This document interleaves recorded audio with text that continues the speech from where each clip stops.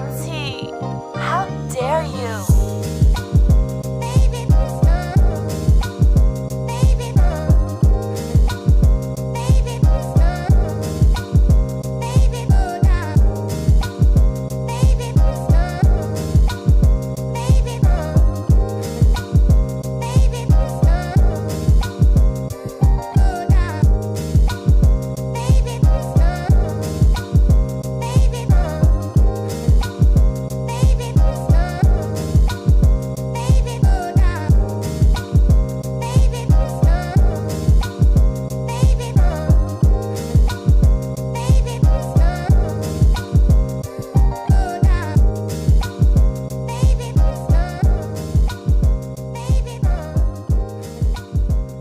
What's going on, everybody? Welcome to Pontiac WYAC. We here in the place to be finally.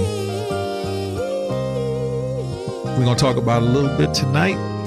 Anybody that want to tune in, please feel free. How dare you?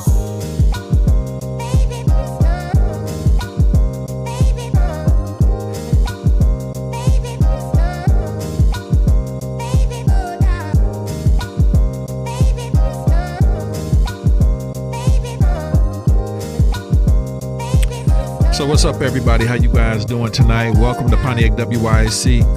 If you guys saw me a little bit earlier, I was having a good little time. I was singing 2300 Jackson Street with the Jacksons behind me and feeling good. Welcome, though.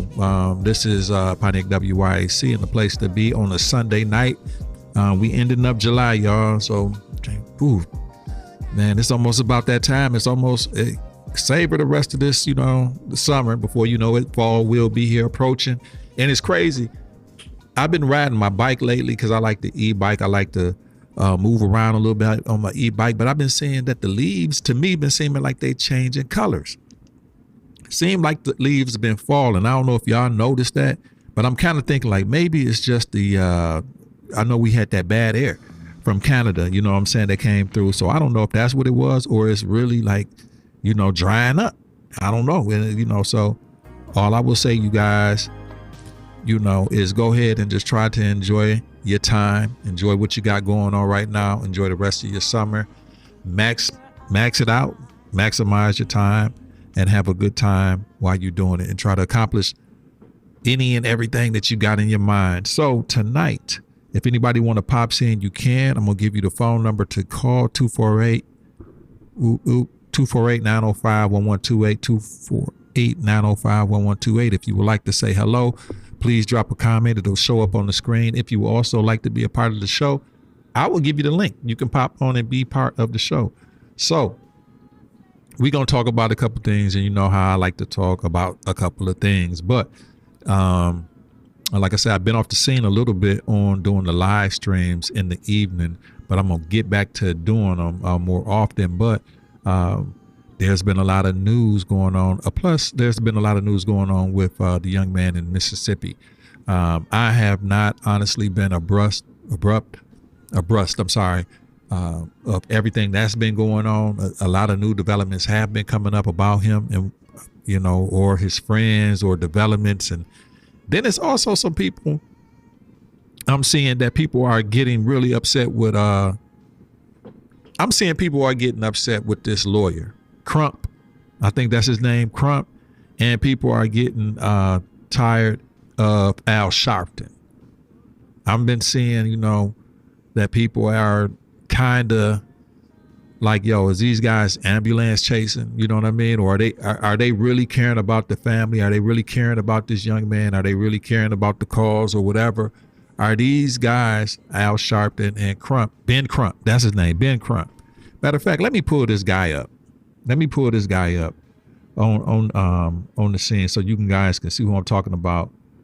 Ben Crump, Nolan Wells story. And he has with him, look, bro, I don't care, what nobody say. I think Al Sharpton is, me personally, I think Al Sharpton is just, I don't know, man. I don't know how to feel about Al Sharpton, to tell you the truth. You know what I'm saying? It's like he ends up to be in all these causes, but is Al Sharpton, I be feeling like, is Al Sharpton really, you know, for us or for the cause, or is he for his pocket, or is he for making himself look better, or trying? I don't know. Well, I really think he's a fake. But I said that once before. I feel Al Sharpton is a fake. I think he's a fraud, and I think he's a phony. Now, you know, I know that Al Sharpton has came here to the city of Pontiac a couple times. Like I told you, I done had a couple of times where I saw Al Sharpton, and I wasn't impressed. Yeah, I'm nothing to be impressed by either. You know what I mean? I'm not saying, but all I'm saying is I felt when Al Sharpton came here, it was on some race bait and stuff. You know what I mean? And it was also on to raise money for the National Action Network that he has, and to, you know, pillage some of the churches around here, then donations. That's how I feel with Al Sharpton. That's how I feel with Al Sharpton. But a lot of people, even with this situation with the young guy, let's see what they say. Their job is to get people to look at what is happening. That alone would make me feel seen if this was my son. And I feel you on that, Florissa. But this was going to be seen anyway. You know what I mean? Like, this was being seen and brought to the forefront without Al Sharpton. I feel like Al Sharpton and people like they gravitate and they grab on the situations like this and claw onto it and be in it for the ride. I don't think this situation didn't need Al Sharpton to be, you know, let me make sure that people can see your comment good. I think I got my scale off a little bit as far as people, what they see. But yeah, I mean, I feel where you're coming from, and I don't even think that you're wrong. If you would like to go ahead and call in 248-905. I want to make sure 248-905-1128. You can surely call in. If you would like to be a guest on the show, you really can. Make sure that so yeah, we all ready. We all good. And I think the phones, or the phone is working good, so you can call in if you like. Yep, we're all connected. So you can call 248-905-1128. So I feel where you're coming from. It's just that I don't feel like Al Sharpton to be really sincere about these situations. I could be wrong, but it just seemed like everything that it attaches itself to just for the ride, just for the publicity storm. I don't think Al Sharpton never really was, you know what I mean? He hitched on to Jesse Jackson wagon. He tried to hitch on to the end of MLK's wagon. And what has Al Sharpton really done? But I don't really want to get on Al Sharpton tonight, but it's just like, I'm looking at it from my observation. Like, you know, but I do feel where you're coming from, and I want to make sure that these comments are seen the correct way. So, yeah, I want to make sure that these comments are seen all the way through. There we go. All right, you say their job is to get people to look at what's happening. That alone would make me feel seen if that was your son. Yep, absolutely. So what do you feel? What do you feel like happens? What did you feel like happened ultimately, Florissa? Or what do you feel like is not being exposed? Like I said, I got to get myself up the brush to what everything that's happened or has happened, and things like that. So that's one of the things that's going on now. Also, I used to keep current with the news of what was happening out and what's going on. Hey.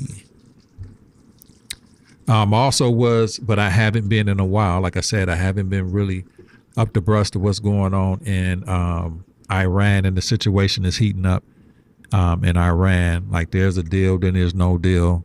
I think there's really, when it comes to Iran, I think that it's a pseudo government in place. Really, the hierarchy of the Iranian government is decimated. There's no leadership. So now that you're dealing with the fourth string, fifth string leadership. And when you're dealing with the fourth to fifth string leadership, there's really no hierarchy. And that's really one of the problems that happened with Iraq. That when you took out Saddam Hussein, you almost created a power vacuum where this is when George Bush had went in and got Saddam Hussein out of there. You kind of created a power vacuum during that time, because what happened was, even though Saddam Hussein was a tyrant, Saddam Hussein kept everybody in check. And with him keeping everybody in check, other factions, rogues, militants, or whatever you want to call insurgents, whatever you want to call them, they didn't do much when Saddam Hussein was, in power. Those groups stayed at bay because they were scared of Saddam. But when Saddam was gone, then you had all these other groups that rose up in Iraq. And even to this day, Iraq is still really unstable, or still even since then, since 9/11, or since, they actually took him out. So when it comes to Iran, it's almost kind of the same thing, but I think Iran was more together than Iraq. But it's so much more that's going on. Let's see what you're saying right here. What always happens in Mississippi, the South takes care of their own, no matter who's involved. Slavery just ended there. February 2003. You need to call in and tell me about what you mean by that. Slavery just ended there in February 2013. That's a joke, right? Hey, look, I got a buddy that's in Mississippi, man. I was just talking to him not too long ago. He's from up here, up north, but he'd been down in Mississippi, and he tells me a little bit about here and there, what's going on down there. I can imagine it's a huge culture shock. You know what I mean? Like the lifestyle of, I couldn't imagine, that'd be an abrupt lifestyle change for me. You know what I mean? Going there, like he tell me, he's like, man, they still down here in Mississippi where he's at. He tells me that how behind, even on the regular technology, that things are, you know what I'm saying? Or, like some of the things that he wants to implement far as some business ideas that people their ideas or their mind can't really wrap around some of the things that he wants to bring to them. So let me ask you this question. This is a great question. But this is a great something to pose right here. Thank you, Clarissa Bell, for saying this. Because I want to now, this might be a good segue. You said I guess you say that always happens in Mississippi. The South takes care of their own, no matter who's involved. Slavery just ended in February 2013. This is what I would like to ask the people that are watching or comment. You can call in or whatever the case may be. The South, Mississippi, Alabama. I'm talking about the states that we hear about, not Florida, because Florida, you got Miami. It's like it's the South, but it's, but you got Georgia, you got Atlanta, you got the big city of Atlanta, you got Florida, you got the big city of Miami, you got Texas, you got big city Dallas, Houston. I'm talking about the real slave states that you think of, like Mississippi. And I don't want to sound ignorant, but just for real, let's just keep it real. The real states that was all slavery down and through there. Don't get me wrong, but the real states like Mississippi, Alabama, Arkansas. What's another one? I mean, Mississippi and Alabama alone is those two right there. You got Tennessee, which you got big cities like Memphis and all that type of stuff. But Tennessee, as a northerner, somebody that's here in the north or whatever the case may be, do you feel like you could go move down there to the South? Like I'm talking about not Georgia, not Atlanta, not Miami, not Florida, nothing like that. I ain't talking about that. I'm talking about Alabama. You in Tennessee.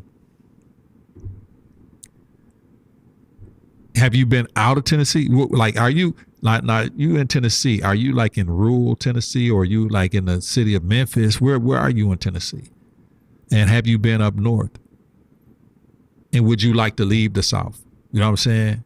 What is it about the South that you really love that's different from anywhere else that you probably have visited? West Coast, East Coast, up north. You know what I mean? Would you rather and continue to stay in the South? To me, I feel like it'd be a culture shock. And I'm not talking about cities like, you know, when you think about Georgia, you think about Atlanta. I'm not talking about that. And the stuff that we hear on the news about Tennessee, like when it comes to Memphis, I got a cousin that's in Tennessee, but I think he's in Nashville. So I don't know. I know it's different cultures, of course, like how it is in any state with different big cities, you know.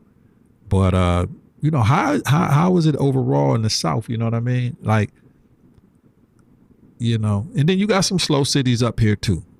You know, I remember I was on a Greyhound bus going to Cleveland a long time ago, and from Detroit to Cleveland. And it was some girls from New York City on the bus. And she like, they like, where you from? I'm like, from Detroit area. You know, if I said Pontiac, nobody would know that. I'm like, from the Detroit area. They're like, yo, it's so slow down there. It's so slow. We can't wait to get back. And I'm thinking like Detroit was quick and fast. You know what I mean? So, you know, it depends on where you go. But, you know, how do you feel about, you know, the progression of places in Tennessee and, you know, racial relationships and you know, in Tennessee, Alabama, Mississippi, Arkansas, and places like that. I think, you know, I visited a long time ago some of my people that were in lower. Let me go ahead and read you what you say. You said you're from Michigan. I moved to the South last year. I'm lucky to be in Clarksville, but it's very slow compared to Pontiac. And you already know Pontiac's slow, but when you say slow, you need to call in, Clarissa.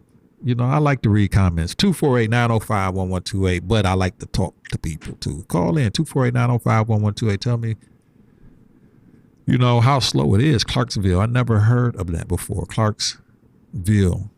Let's look it up. Let's look it up. Let's share it with the people where Clarksville comparatively to let's say a place like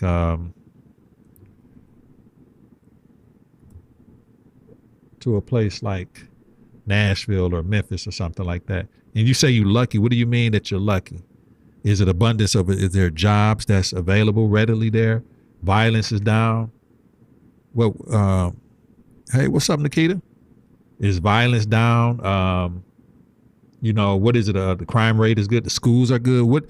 Tell us a little bit about Clarksdale. I mean, coming from Pontiac, you know, how do you feel about what is so a blessing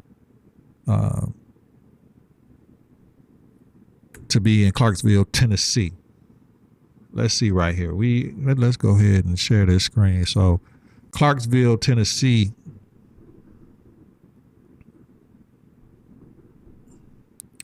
Let me take this number off. Boom, bam. So that's right here. So you look like you were ways away from places like Nashville and Paducah, Kentucky. Now, I've been here, Paducah, Kentucky, country. When I say country, let's go ahead and go back to the comments.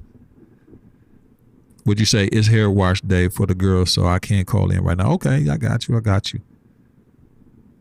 But the South is a little bit different. It's a different place, you know. I mean, I think it's I think the South has its own unique style, of course. But I remember me and my sister, my cousin, we went down to close to Paducah, Kentucky. We were in southern Illinois, where they have the graveyards, and sometimes it's like that in Michigan too. But this was one of those places like you would look on the old movies, you know, and you would watch, and the graveyard was part of the church. The family was buried behind the church. You know, you would go to the church, and right behind the church is the graveyard. of your cousins and your great uncles that you never met. You know what I'm saying? Is right behind it. And the city has a couple of stores that everybody mainly go to. I remember my sister had on, this was back in 1990. This was like 92 or something. We went to Paducah. It was Southern Illinois, Metropolis, Illinois. And then from Metropolis, we went to Paducah, Kentucky or something like that. But we went down there and the women was looking at my sister because my sister had a skirt on. Up here, it's cool. We went to church or whatever. She had a skirt on and there wasn't no problem. She wore this skirt to church and they was looking at her like she committed a cardinal sin. You know what I mean? It's like, so it was a different look. And this was like 1990, 1992-ish or something like that.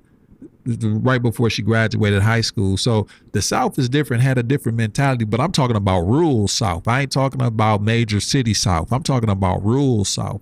And I remember when I went to go visit my homeboy and my brother was in Atlanta and my homeboy was in Macon, Georgia. And he had to take me from Macon, Georgia to Atlanta. And we rolling. And I was like, hey, yo, dog, stop at the store, bro. Cause he coming from Macon to Atlanta.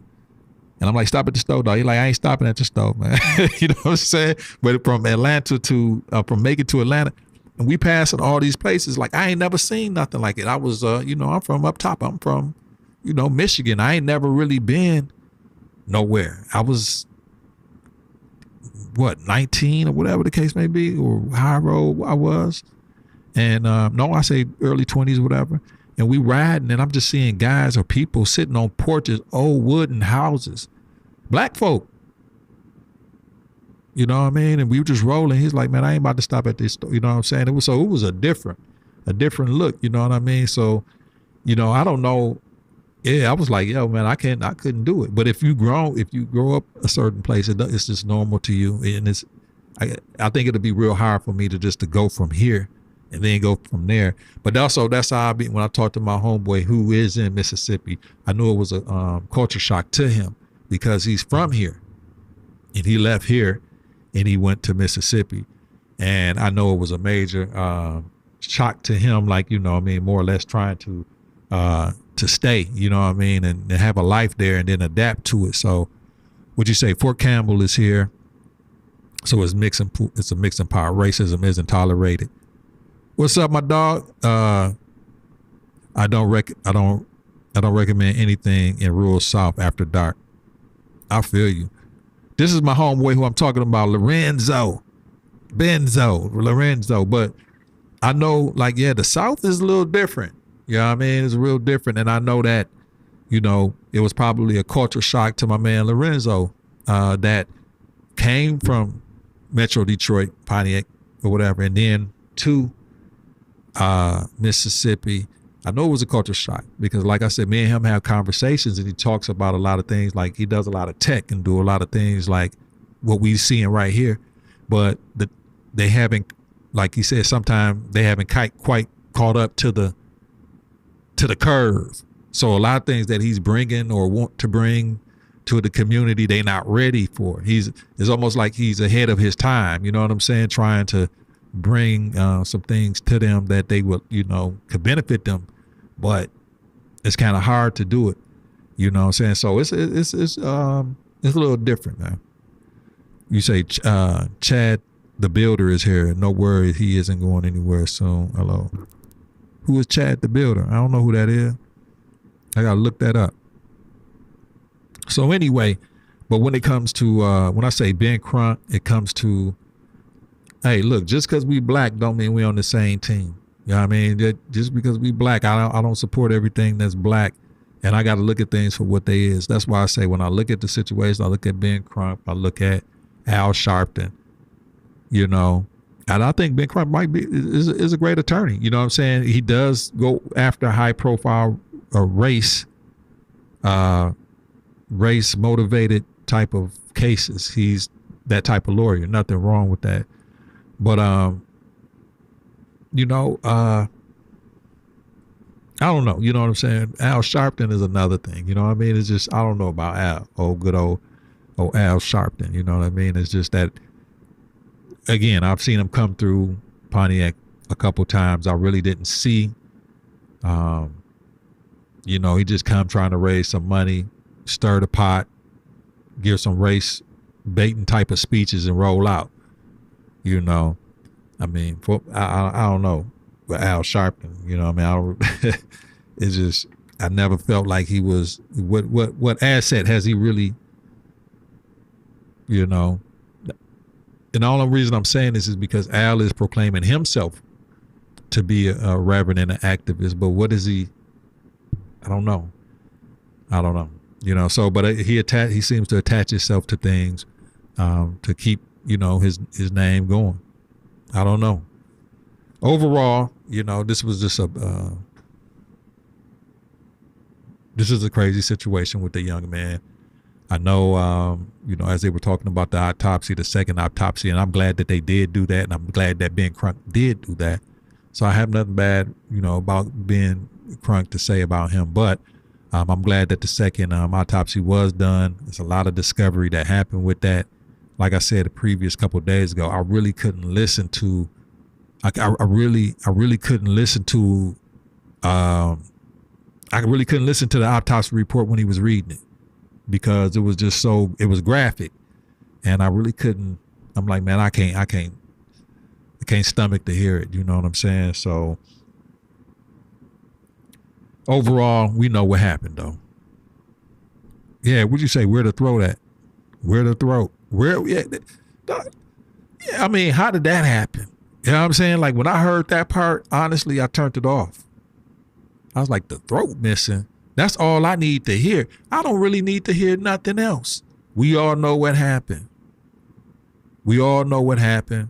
They killed the boy. It's just a matter of who did it. And that's going to come out real, real soon. It ain't no motive. The only I'm telling you, the motivation is, and we're just going to keep it 100% real. Those white girls liked him. You know what I mean? And that's it's a couple things that, as we've seen, as history has proven, or any race of people, when it comes to men, black, white, Hispanic, Asian, it don't matter. They do not want their women dealing with another race, particularly black men. Asians don't like it. White people don't like it. You know what I'm saying? Any man but the black man, you know what I mean? It's the real deal. They don't want their women dealing with black men. They hate that. You know what I'm saying? So if you got this lone brother out there and some white chicks was digging him, we know it. That's what it come down to. Most of the murders that happen out here, most of the things that happen out here are basically could be over women and money. Jealousy. You did something happened, right? But what happened was, I think when it comes out in the wash, it had to do with somebody was liking him. Or that was somebody's girlfriend was digging on him. Something happened where it was on some jealous type of something. And that's what happened. You heard it here first. Why else would they, they out there trilling, drinking or whatever the case may be. And as y'all heard before, he was talking to some girl. That's what they said. He was talking to some girl. I bet you that's where the argument ensued at. Because that's what they said. He was talking to some girl, whatever. And one of them girls was probably her boyfriend. I'm telling you, that's how it happened. So as a black man, you just got to be careful. You know what I mean? Especially, you know what I mean? In that situation, that's a no-win. So he was super naive. That was a naive thing to do, go out there, you just a bad, I don't know what he was thinking to think that was okay. But honestly, he thought he was with friends. And when you're young, sometimes you believe that, I don't know. I don't know what he was thinking, but it turned out to be fatal. But it turned out, not only turned out to be fatal, I believe that it did come down to the white girl. What did it say? That one of the white girls liked him, or somebody liked him. Let's read what Renzo said. A white girl I used to talk to wanted me to go to a creek to swim. He was like, hell no, I'm not about to get strung up on a tree. But it ain't funny, but it's true. That's where the white people hang and drink. And that was in the South. And my man's right here in Mississippi. Not too, so, if it's happening up here, it's happening down there, man. And the mentality ain't really changed. But you dealing with they women, man. That's something that they just can't tolerate. But that's not only just white folk. They'll go crazy about that, for real. Let's just keep it real. But that's any really nationality in the world. It's, so really Hispanics don't like it. White people don't like it. Asians don't like it. They don't like they women to date black men. Anybody but a black man. Like, an Asian don't mind if an Asian woman get with a white man. But let's talk about it. An Asian man, well, hey, my daughter's marrying a white man. Okay, cool. He's all right with it. He's okay with that. He'll be okay with that. An Arabian, a Persian, Iranians, whoever, they cool if they daughters marry a white person or a Japanese. They better not marry a black man.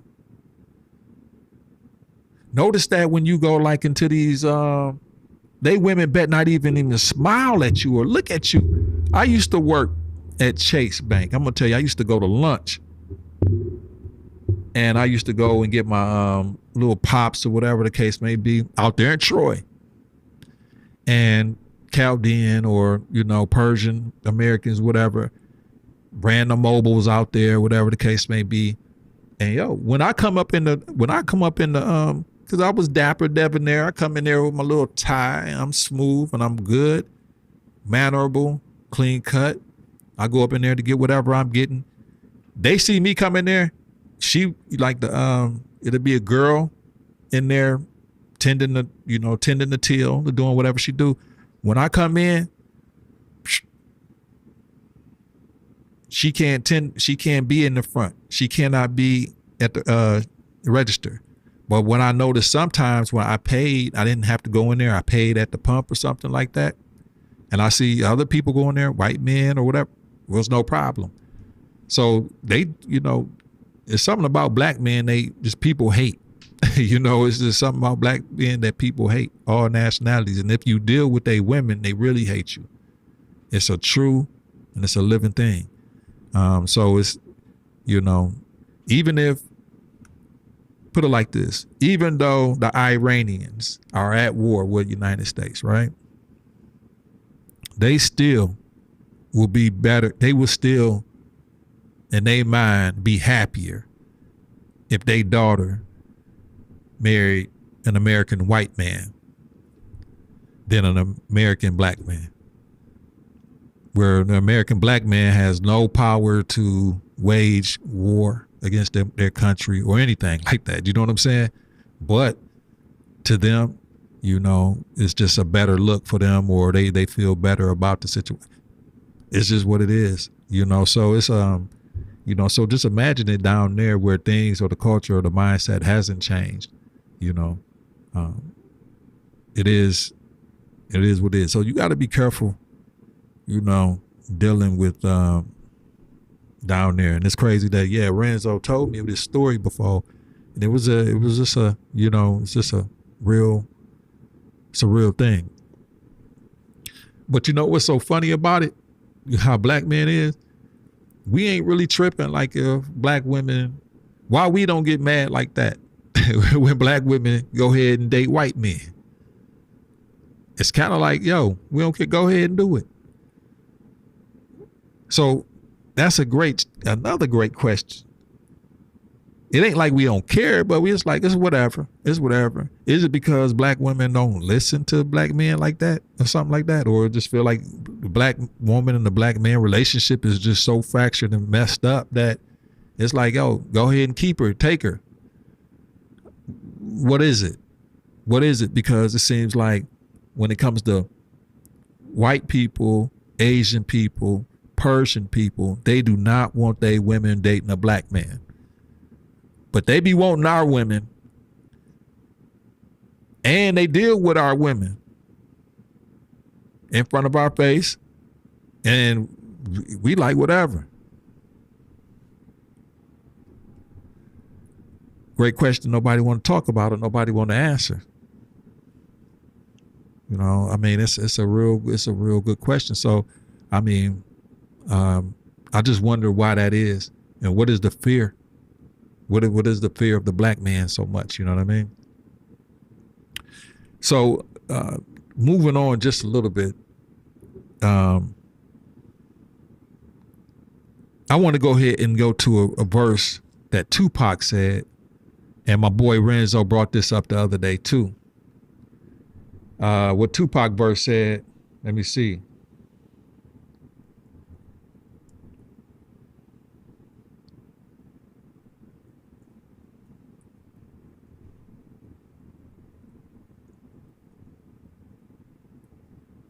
Only God can judge me.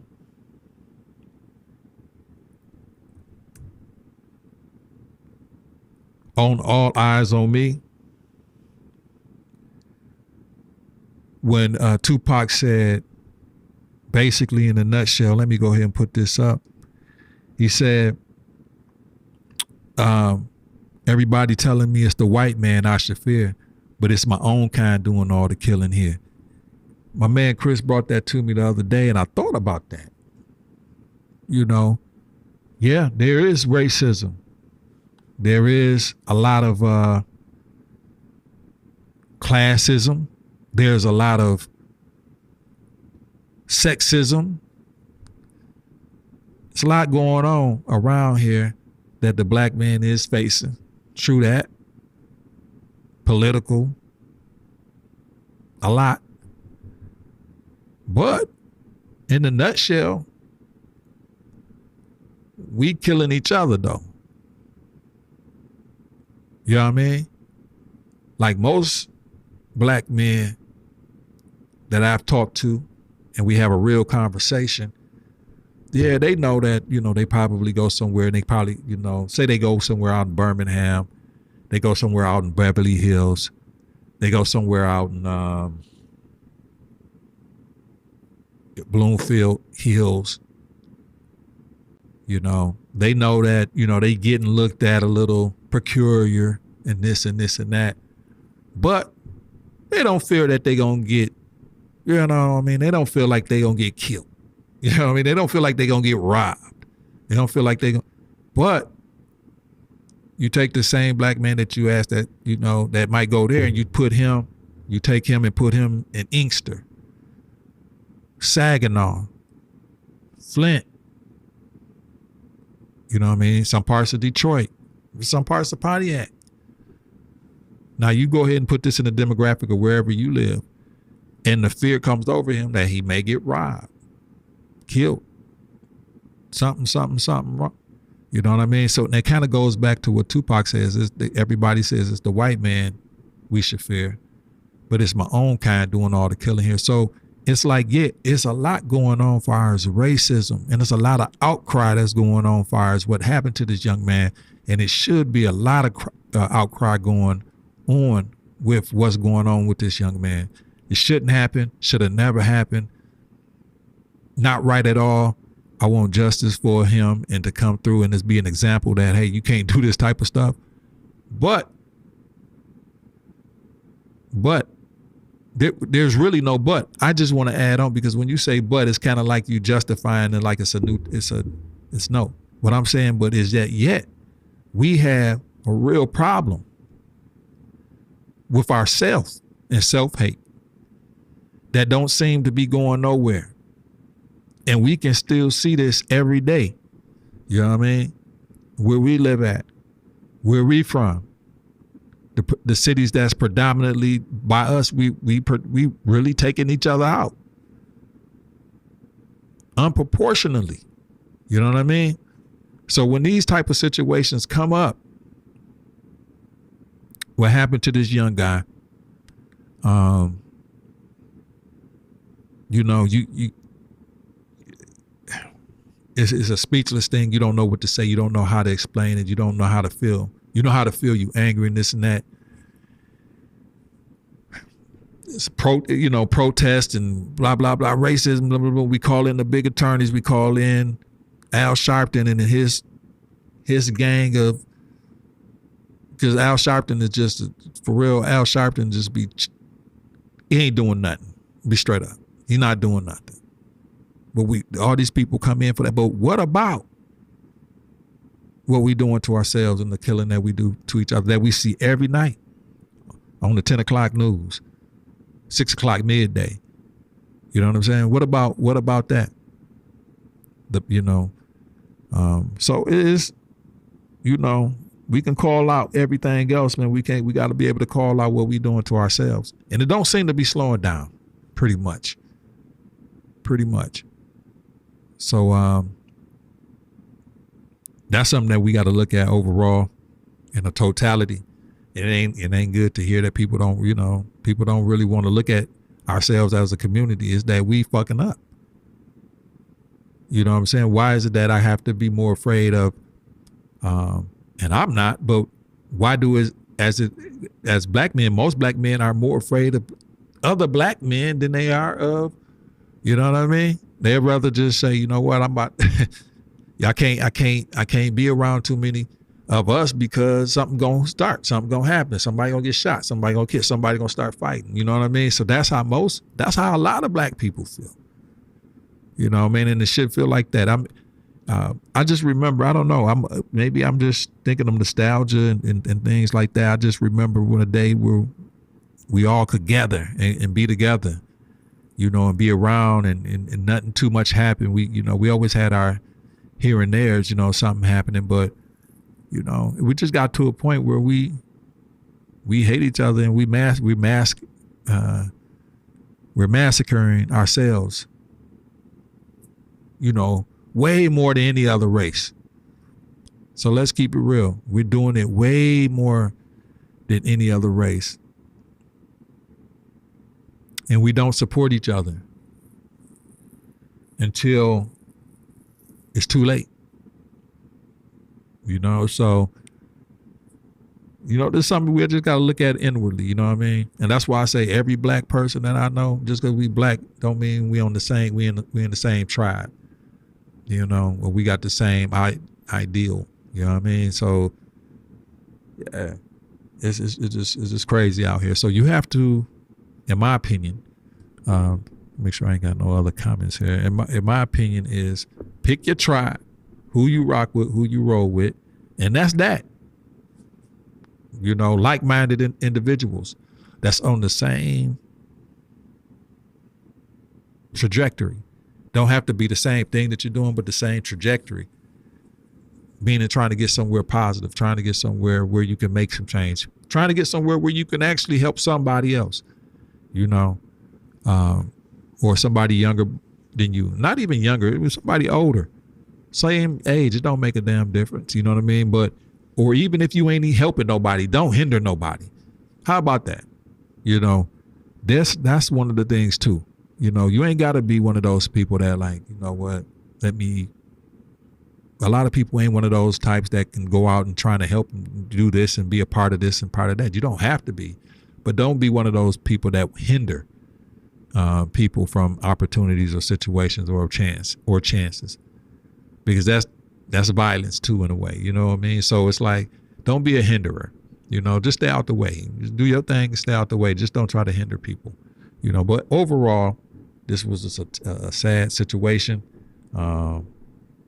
Sad situation. And it does seem like we get into some leeway.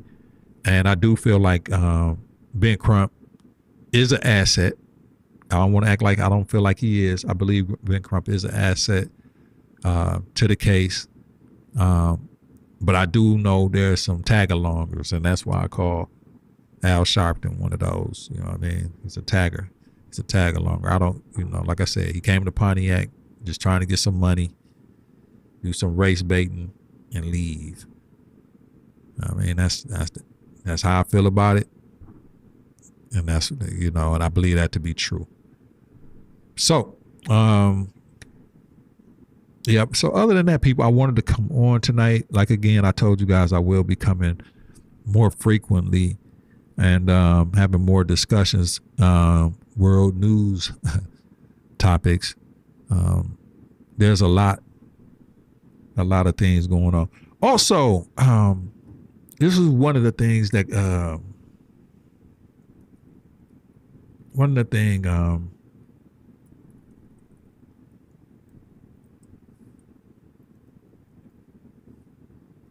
things that popped up, I was looking at the other day.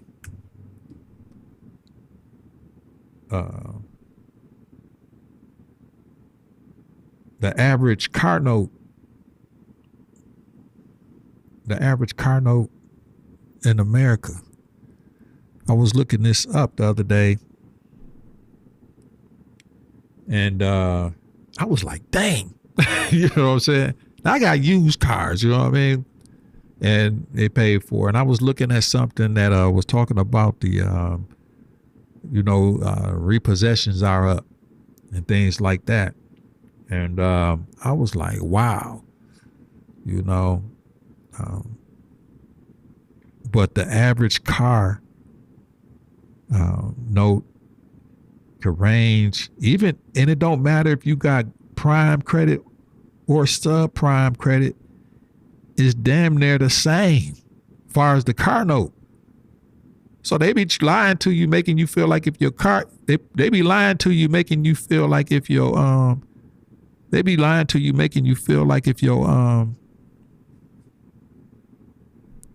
credit good, you get a better car note. You know what I'm saying? It's like, yo, I ain't gonna be saying they lying now, you know what I'm saying? But you might get something a little bit better. But golly, it's all almost about the same.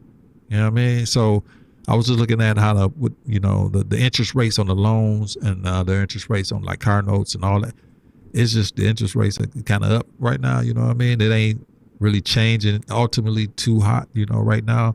But I'm like, I just was looking at that. So I want to start talking about some financial type of things too going forward. So just a plethora of different topics and stuff like that. So, but I'm the used car king. You know what I'm saying? I like to, I guess what I figured out, and I hope I didn't figure it out too late, is if you guys are going to get a foreign car, right, I would suggest the foreign car be brand new. Don't get buy no used BMWs, no used Mercedes, used Jags, no used, nothing. Austin, don't do nothing used if it's a foreign car, unless you got deep pockets. You will be coming out of pocket majorly. Now I'm talking about foreign luxury. Now, you know what I'm saying? Now, if you're getting something like a Toyota, you're getting something like Mazda, something like a Nissan, those different. The Japanese cars, boom, you good. But when you get that German engineering and you buy used, you better know what you're doing. And I'm just telling you from experience, you know what I'm saying? So it's like when you buy a used car, when it comes to being, and you want something nice, just go American. I'm going to just tell you that. Just go American, because the parts is going to be cheaper. The mechanic, you know what I mean? The brakes, everything is going to be cheaper. And the only reason I know this is because, I've been through it, where if you even buy an older Mercedes or older BMW or whatever the case may be, you take that in to get fixed, something simple like the serpentine belt, to get that replaced, and the stuff that they say they got to do in the computer, it's like, yo, you end up paying so much for that repair. That is ridiculous. You know what I'm saying? So it's like you better off just go ahead and get an American car, save your bread, get your money up. You know what I'm saying? But if you're gonna get if you're gonna get a used car, man, just make sure it's an American car, or it's a Japanese. So, but it was just crazy. I was looking at what the average car note, and I'm like, yo, it doesn't matter if you got prime credit, which is 661 to 780 for new cars. You know what I'm saying? It's for a new car is 774. For a used car is 516. For a non-prime credit, which is 600 to 660, the car note is 811 for new cars, medium. 539 for a used. Subprime is 500 to 600. That's 792. Is the average price. So you basically paying to 551 for a used car. For deep subprime, that means 300 to 500 credit score. You paying 763 for a new car. 558 for a new used. So it don't matter what credit you fall in. If you got a 800, damn near 800, you almost damn near paying more. You're paying more than the person with the bad credit. They paying less than you on the American average. How does that make sense? It's kind of like, what this whole thing is backwards, so it's like, that's how wicky and wacky things are right now. It's just like, it's just wild. It's just wild, so when I saw that, I'm like, this can't be right, but it's pretty much that is right. That's the American average. So it don't make a difference, really. It does make a difference that you have good credit. Don't get me wrong. It's important to have, good credit. It's very important, but it's not going to change things too much. As far as when it comes to, what your payment may be. And it's entirely just crazy how much these car notes are. But, you're dealing with inflation, you're dealing with a lot of things, but that's just the way it is. So I know a lot of you guys are getting ready for your Monday and your week to come. So am I.